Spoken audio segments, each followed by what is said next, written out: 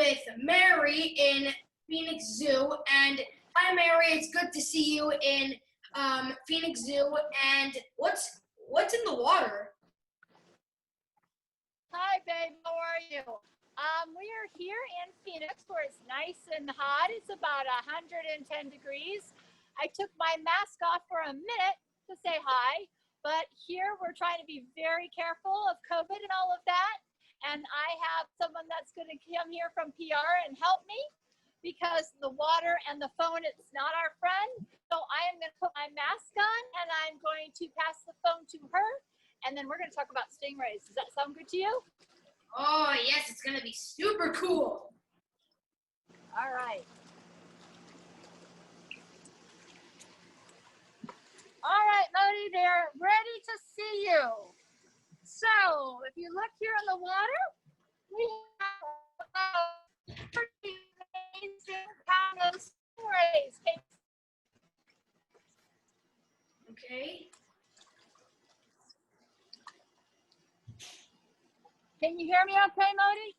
Yeah, I can hear you okay. Okay. So, can you see our stingrays? Yes, I can. They look very happy. So, they are ready for breakfast. You going to help me feed them? Oh, yeah, I will. All right, let's see what we've got for breakfast. So I'm sure that you cook your fish, but these guys like it natural or raw. So we've got some capelin and we've got some shrimp for them today. Ooh. So to properly feed a stingray, we're going to put it in the water and their mouths are all the way underneath right there. Yeah. So these things that come down, those are lobes. And that's what they actually dig with in the sand, but their mouth is all the way under. That's really cool. So right here, oh, they're super excited. So if you see that, they're gonna start making all kinds of noise. And they're sucking up the food right from my hand. Whoa, that's really cool. So, Mochi, do you know why they're called cow-nose stingrays? The reason why they're called cow-nose stingrays is because they kind of, wait a second. Actually, I'm not sure why. Why are they called cow-nose? So, if you look at their nose, see their nose right here? Yeah. It's like the nose of a cow. That's really cool. So, that's why they're called cow-nose stingrays. Now, do you see this here, right there on their heads? Do you know what that's called? That looks like... holes? I think that's something that they use in the wild that, you know, when they're trying to forage for something. I think sand goes out there. Actually, Modi, that's called a spiracle. And that's what they use to breathe. So they have two places that they breathe. They have gills underneath their body, whereas sharks have them on the side. And then these guys have these spiracles because a lot of times they lay in the sand and it would be difficult to breathe with your gills on the bottom. They would suck up the sand. So this way they can breathe right through those holes. Wow, that's pretty adaptable. So the reason why they have spiracles is because, you know, when they're digging out the sand to hide, then the sand gets into their gills. So they need a spiracle to breathe out there while they're digging into the sand. Exactly. It's like their man-made snorkel. It's like their snorkels. That's really cool. Now, you see these lobes, these things that come down? See that there? Yeah. So that is called a cephalic lobe. And if you see the big manta rays, those on them are like those 2 points that jut out. And on these cow-nose rays, because all the rays are different, and they have different little things, they use them because they feed on the bottom, and they use those lobes to dig the sand like a giant vacuum. And they move that sand around, and then they suck up the food like a shrimp that would live in the sand. And that's how they get their prey. Okay. All right, so Modi, how do you find food And when you can't see it, and maybe you can't even smell it, what do sharks and stingrays have in common that they use to find their food? They have a sixth sense called ampulla of Lorenzini. Very, very good. And a lot of that for stingrays is underneath, and it looks like little dots, and they have some of it up here, and they can find, it's an electromagnetic sensory system. So they can feel that pulse in the sand, and they know that that's where the prey is, and that's how they find it. Now, I was telling you the other day, they also use that sixth sense for something that most people don't know. Do you think that they know who I am? Oh yeah, they do know who you are. So how do they know who I am? They know the sound of your voice and your heartbeat.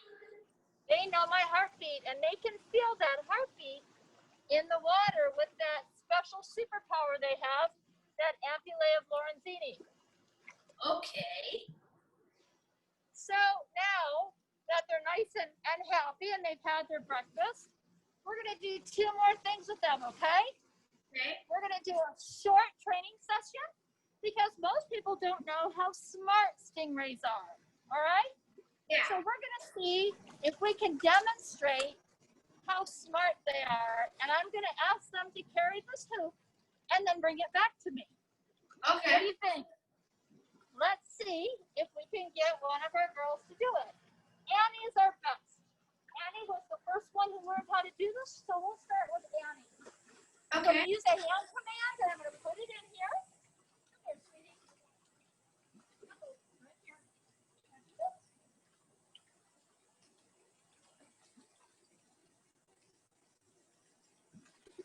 Now we'll see if she brings it back to me. All right. Now she just had her big breakfast, so she's moving kind of slow.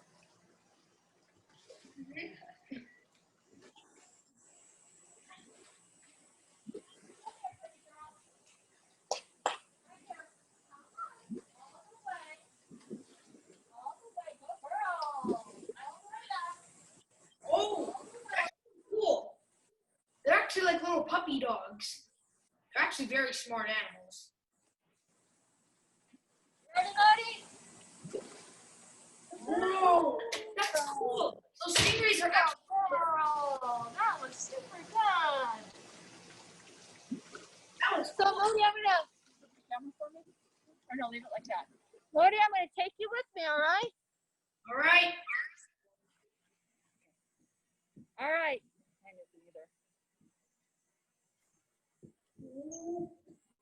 All right, let's see if we can get someone. All right, let's see who we get. Let's see. We're gonna get someone that we can trust really good. All right, pretty girl. Right here. That's a big braid. All right, now just come right to me. We're gonna give her a real short ride. Come on, darling. All the way up, all the way. Whoop. Now she's gonna drop it for me today. So the important thing to note is that she can also take it off of her nose when she wants to. This one is Dolly. Come here, sweetie. All the way up. Come on, good girl. That's a good girl. Now, did you see that water spray out of that spherical? That was also a way that they can breathe. That's really cool. Really cool. All right, Lodi, I've got one more thing for you. Okay. And guess what? It's a surprise. Are you ready? Yeah, I'm ready. All right. Watch this stingray. Now, I talked to your mom, and I heard that your favorite colors were blue and green. Ooh. Is that true?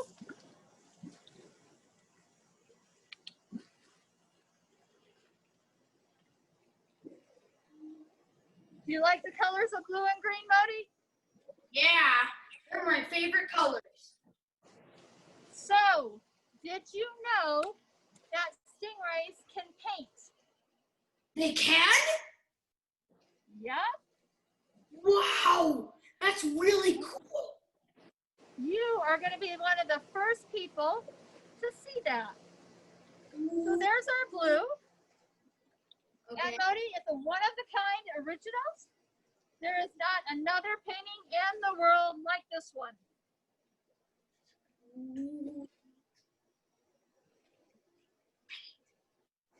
Okay. So there's our paints. Now, we need to put it in a waterproof bag because, you know, water kind of destroys a lot of things. Yeah, so, all right, let's go. All right.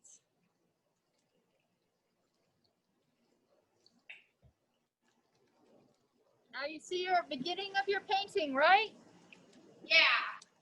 Now we're going to see if one of them can help us paint that. You ready? Ready. All right. Come here, baby girl. Come here. Come here. Can you paint for me today? Oh, can you paint for me today?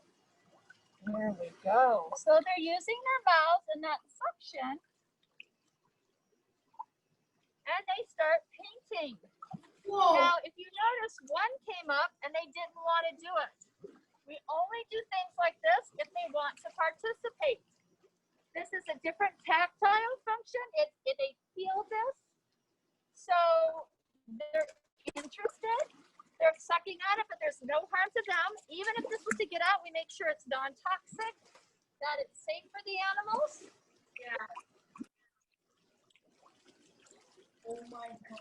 So do you see how your painting is starting to come together? Yeah, I see how it's starting to come together. Oh. All right. So I think we've got a pretty good, everybody wanted to help me paint. This is a really good one. So now we're going to do the master unveiling.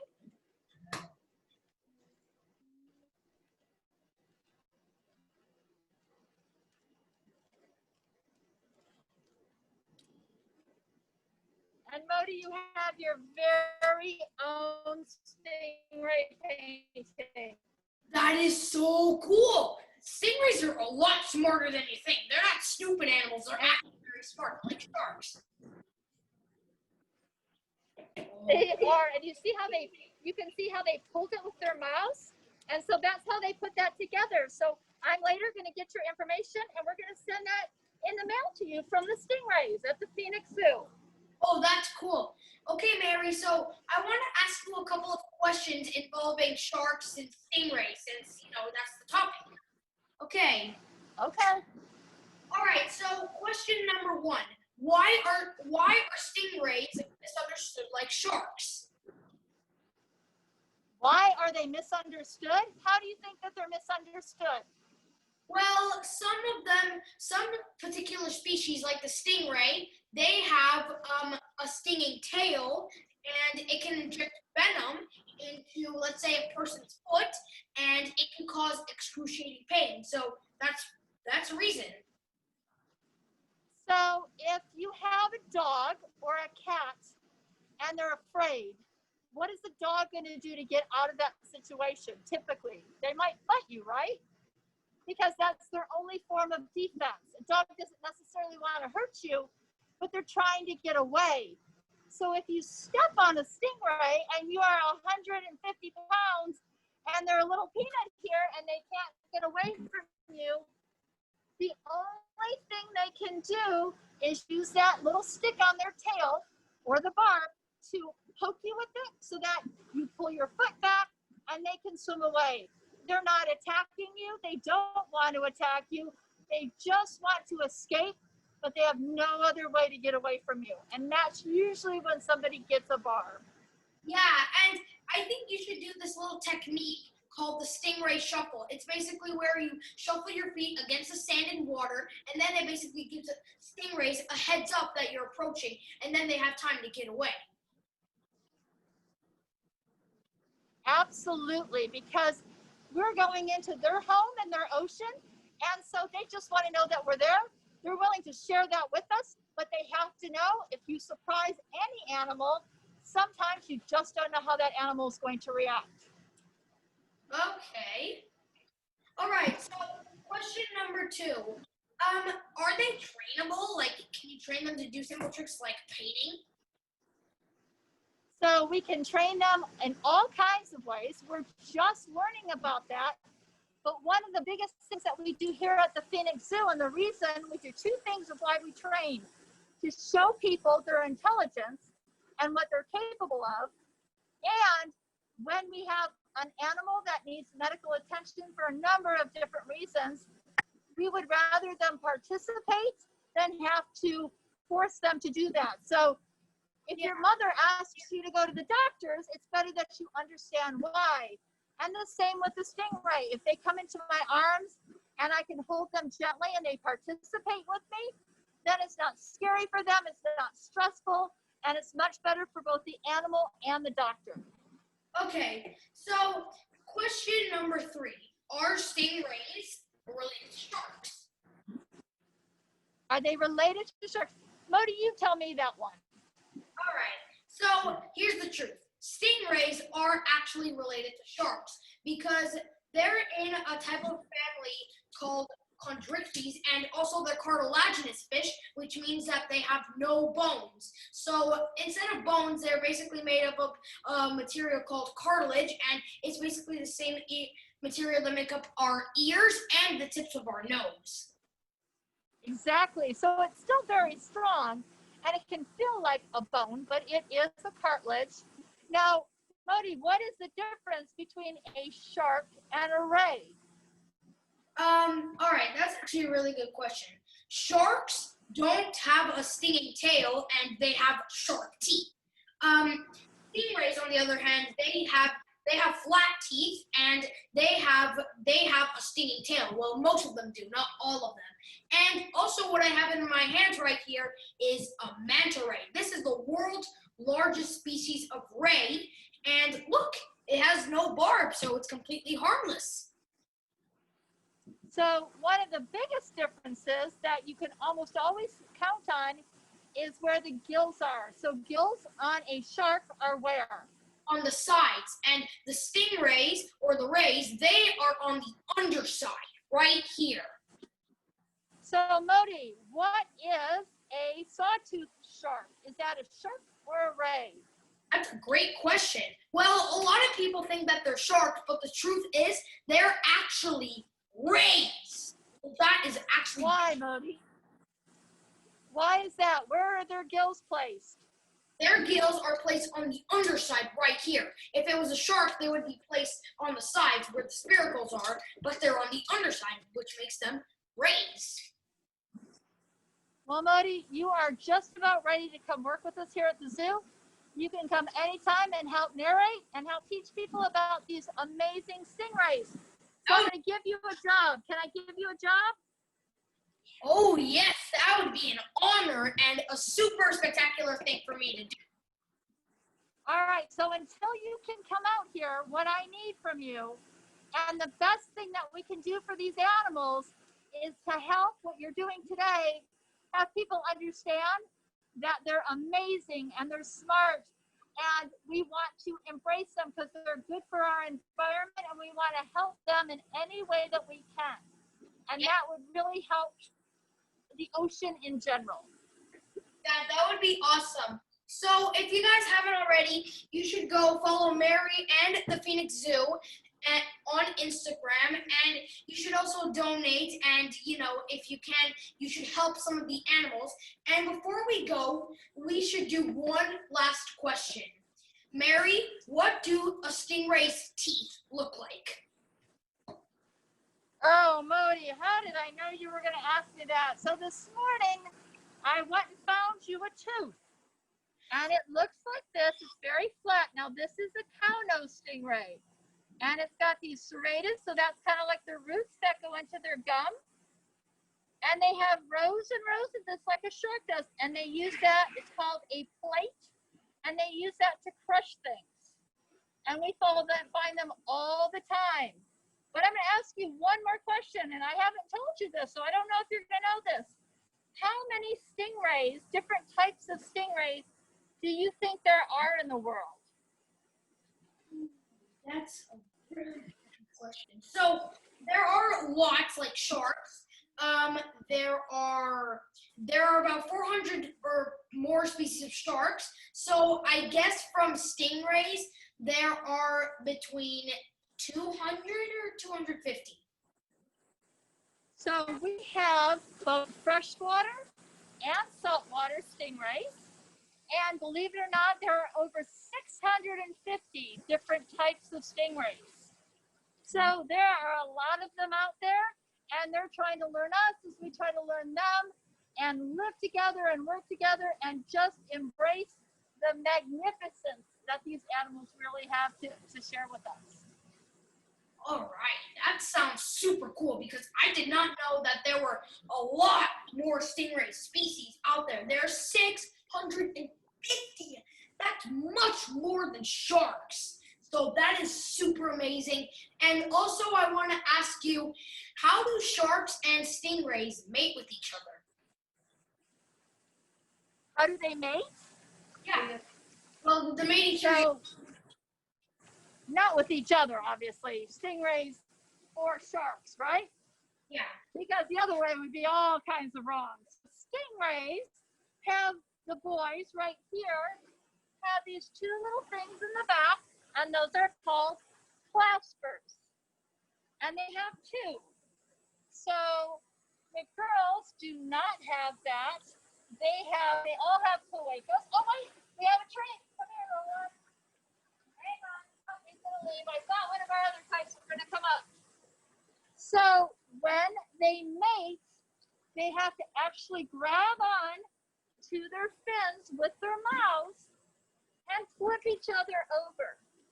And then when they get pregnant or gravid, they are gravid for 9 to 12 months, hound-nosed stingrays, and they only have one baby at a time. So it's very important for their species survival that we really protect these guys because they're very slow breeding. That is a juvenile or a young stingray. This is a young stingray. So we have lots of babies that are born at the Phoenix Zoo all the time. All right. So how many juveniles do you think you have in the tank? How many what? How many juveniles? We have probably about 15 juveniles. That's actually really cool. So, Mary, what are baby stingrays called? What do you think? Do you know? I think I might know. All Tell right. me. I think they are called pups. You know, like baby dogs, pups. They are pups. Very good. They are, I'm looking for one of our littler ones. They're pups. When they're born, they're completely independent. Here's one of our babies. Look at the one. Oh, come here. Here you go. So here's a baby or a pup right here. You can tell by my hand how big they are. And that one is probably about 6 months old. They're very slow growing. They're born like a little burrito, and they're all rolled up inside, and their tails tucked in, and they shoot out, and they're ready to go. They've graduated from college. They have everything they need. Mom takes off, and the baby does their own thing, and they are completely independent. Okay. All right. So, also another question. Do all stingrays live in salt water? They do not. We have stingrays that live in salt water. We have stingrays that live in fresh water. And we have stingrays that live in brackish water or a little bit of both. These guys are saltwater stingrays. That's actually very cool. I did not know that stingrays could actually live in freshwater. I think there are some stingrays that live in the Amazon, probably. I'm not sure because I haven't heard of an Amazon freshwater stingray. Or, I haven't seen any freshwater stingrays. So that is a wow fact. And if you guys don't know, The Amazon is very, very popular for stingrays, and they're very big. I think they might be as big as a small car, or I'm not sure because I haven't seen one in personal. And if you guys don't know, brackish water is a mix between fresh water from a river and salt water from the ocean colliding together, and that makes brackish water. Very good. All right, Muddy, one more question because these little peanuts need my attention. Is there anything else I can tell you? Well, all right. So when the pandemic hit, Phoenix Zoo unfortunately had to close. And but the good thing is, the positive thing is that they're taking very good care of their animals. They're not open to the public yet, but even when they're closed, they're still taking amazing care of their animals. So you should follow them on Instagram, and they're just an amazing zoo. Hopefully, when the pandemic ends, we can do a real-life episode there, me featuring the Stingrays in reality. That would be really cool. Well, Modi, we're hoping to open soon, and you're absolutely right, and we so appreciate that. We have been closed for a while because of the pandemic, but as you know, that we all need to eat every single day, and so do the animals. So it's very expensive to take care of all of our animals, and we have been surviving a lot by the generosity of all the people that are involved with these guys and love these guys. So if there's anything that people can do to help, we greatly appreciate it. And we really appreciate people like you, because not only are you helping us get the word out, but you're helping these amazing animals in the ocean. You're helping by just having people love and understand them. So hopefully when we open, you'll be one of our first guests when you come out here, and you can meet them up close and personal. It would be such an You're honor. excited. Did you see that? Yeah. All right. All right, Lodi. I want to see you out here soon. Take care. Say hi to your family for me. And keep loving the Stingrays. Okay, bye. Bye, Mary. Bye.